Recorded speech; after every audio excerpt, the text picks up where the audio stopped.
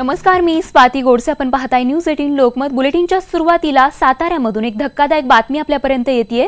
राहत्या घरात शेतकऱ्याची विषारी औषध पिऊन आत्महत्या शेतकऱ्याने केल्याची बातमी आपल्यापर्यंत आली आहे. सातारा जिल्ह्यातील खटाव तालुक्यातील ही घटना असून दुष्काळ आणि कर्जाला कंटाळून या शेतकऱ्याने ही आत्महत्या केल्याची प्राथमिक माहिती आपल्यापर्यंत पोहोचली आहे. राहत्या घरात शेतकऱ्याने विषारी औषध पिऊन आत्महत्या केलेली आहे. विकास भोसले आमचे साताऱ्याचे प्रतिनिधी आपल्याला अधिक माहिती देत आहेत. विकास, नेमकं या शेतकऱ्याने आत्महत्या का केली, त्याच्या पाठीमागचं कारण कळू शकलंय का?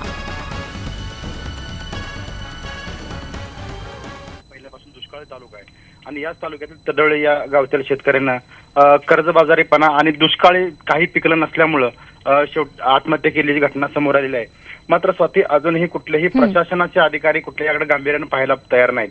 मात्र सर्व ग्रामस्थ असतील, सर्व त्यांचे कुटुंबीय असतील, यांनी प्रशासनाला मदतीची अपेक्षा व्यक्त केलेली आहे. स्वाती, नक्कीच विकास, आणि ही खरं तर गंभीर बाब म्हणावी लागेल. अद्याप कोणत्याही प्रशासकीय अधिकाऱ्यांनी या शेतकऱ्याच्या आत्महत्येची दखल घेतलेली नाहीये. दिवसेंदिवस शेतकऱ्यांच्या वाढत चाललेल्या आत्महत्यांचं नेमकं मूळ खरं तर शोधलं पाहिजे आणि गांभीर्याने त्याची दखल घेत शासकीय पातळीवरती त्यावर उपाय होणं ही आता काळाची गरज बनली. धन्यवाद विकास या माहितीसाठी.